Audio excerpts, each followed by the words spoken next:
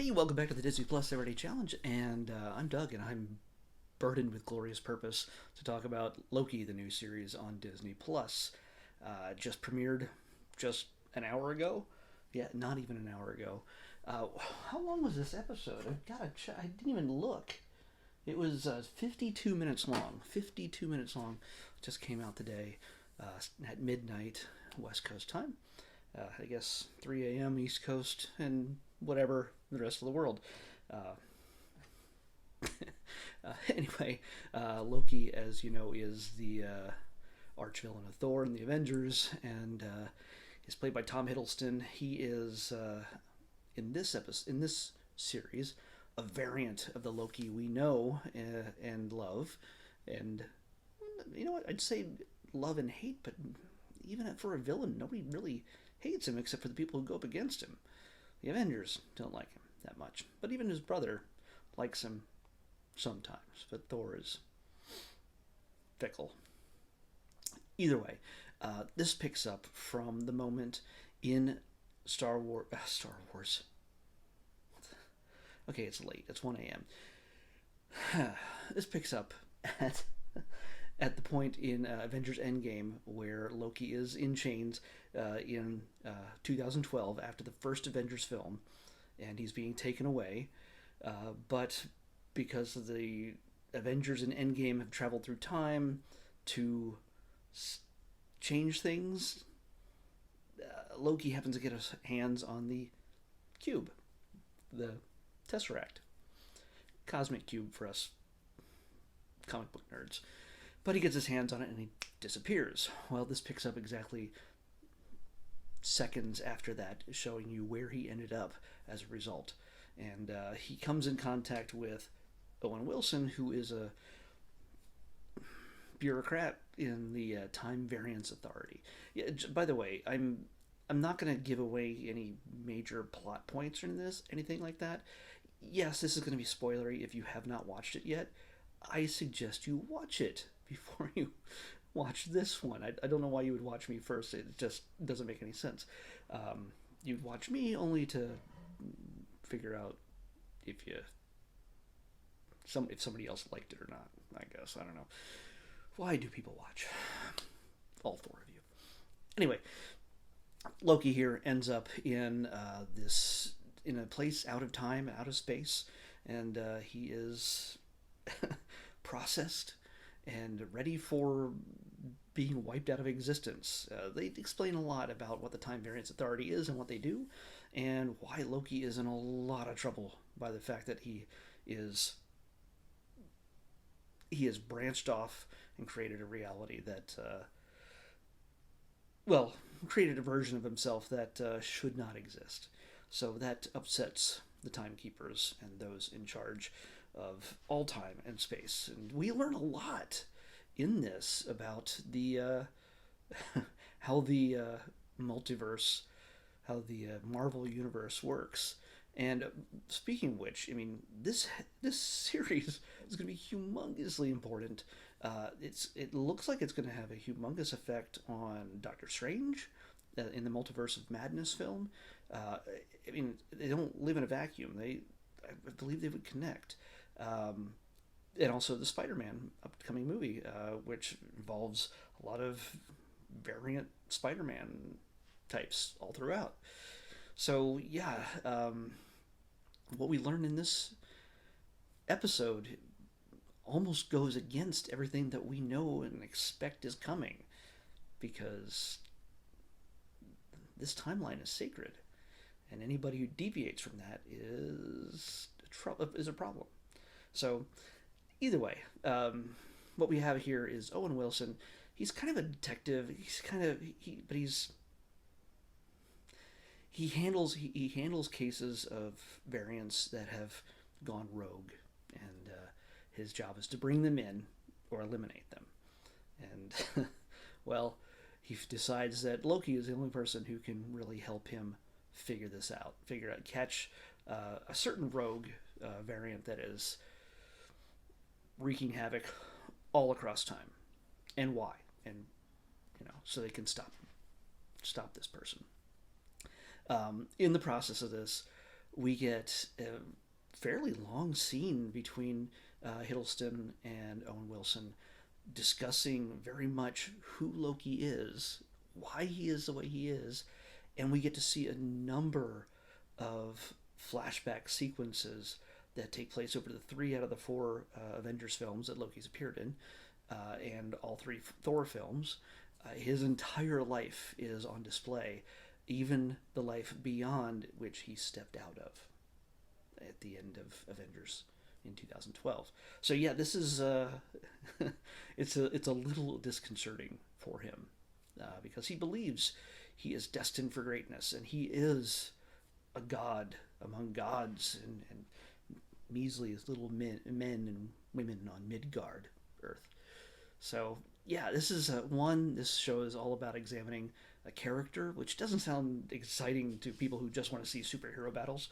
Uh, there's action here and there. There's some. If you need punching and violence and zapping and stuff, that's in here.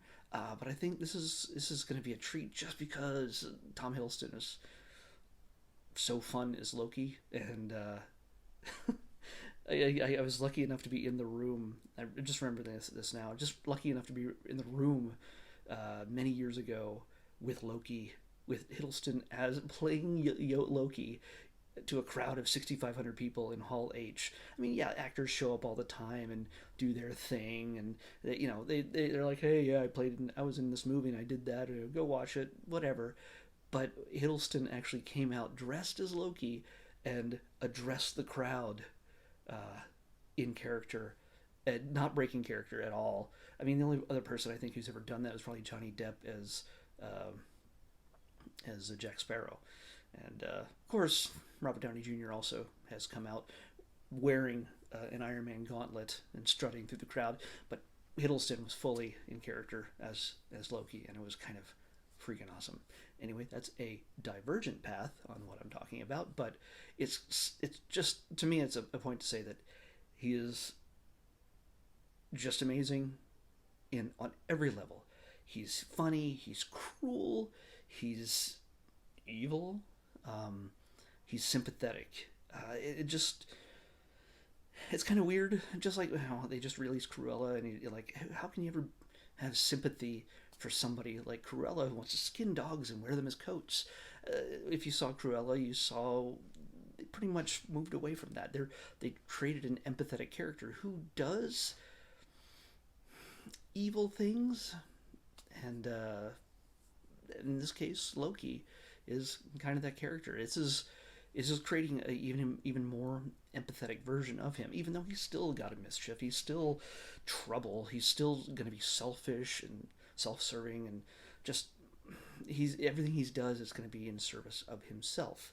But you see, when he sees the life he has not lived yet, when he sees his fate, when he sees the fates of those he cares about, it brings out a side of him that we don't often see, that most people don't often see in his presence, and pretty much, yeah, I won't say anything else, but in this, this is all an establishing piece right here. It's all about setting the parameters for the story and giving us a framework from which to tell it. So we're not going to be.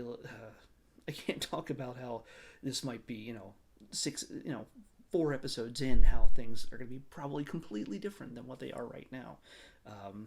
It could go any direction, but I really doubt it can go anywhere but up, because it's a talented cast right here, and it leans hard on the humor, hard on the storytelling, and this is going to be a gold mine for Easter eggs. People just hunting frame by frame. There's so many little things hidden here and there. I know there is. There's stuff that I glanced, but my brain is not processing them right now. But yeah, there's lots of little nods throughout. And I think because we have time and all of space, all of reality to play in, you never know where Loki will end up next and who he might run into. So this has a potential. And who he might be, by the way, that's another thing. We've seen a hint of who he has portrayed himself as in the trailers, and they very much confirm that situation in this first episode. So it's kind of, I know that I'm being super vague, but yeah, you know what I'm talking about. Yeah, if you've seen the episode, you know what I'm talking about. So yeah, honestly, if you have questions, thoughts, and ideas about what you think is happening, what will happen, what could happen with Loki, feel free to comment and give your feedback. And I can answer as much as I can because I'm very much a Marvel nerd, and I know everything from the comics, and I'm obsessive about the details in the MCU. So yeah, if you get the urge and you happen to see this and you want to comment, and you could do that, do it, and I'll see what I can do to tell you. Maybe not. Just try to avoid spoiling things for other people, I'd say. But yeah, this is for me. This is a treat. Anytime we get more Marvel Universe stuff with WandaVision and Falcon and the Winter Soldier, and now Loki. We have so much more coming. We have What If coming later this summer. We have Moon Knight and Ms. Marvel and She-Hulk and so much more. And of course Black Widow in July in the theaters. I'm going to go to the theater to see Black Widow. Hopefully it's not sold out. But I'm dying to see Black Widow in the theaters. But yeah, if you want to deep dive on one of your favorite characters in all of the MCU, good or bad, and you want to see a whole bunch of familiar faces from previous films, even if it's just footage from previous films, yeah, go ahead. You get to see Captain America. You get to see Hulk. You get to see Thor. So it's a good time. And Rene Russo, of course. Yeah. Let's pick tomorrow's episode. 325. 325. Back to the 300s. Oh, too far. Well, we're not leaving Marvel. I kind of figured when I was in the 300s that we'd be hitting more Marvel stuff, but because they take up a good chunk. Well, not a lot, but enough. This is actually a series of shorts, so these are more kid focused, but we have the Marvel Superhero Adventures shorts. So I'll watch a few of those. I don't know how many there are. If there's a lot, I'd probably watch a few of them. If there's not so many, I'll watch all of them. You can do that too. And we'll come back here tomorrow, talk about the Marvel Superhero Adventures. And if there's a Loki adventure, then I'll probably watch that one, even if it's out of order. So, Marvel Superhero Adventures shorts on the Disney Plus Everyday Challenge. I'll see you back here tomorrow. Bye.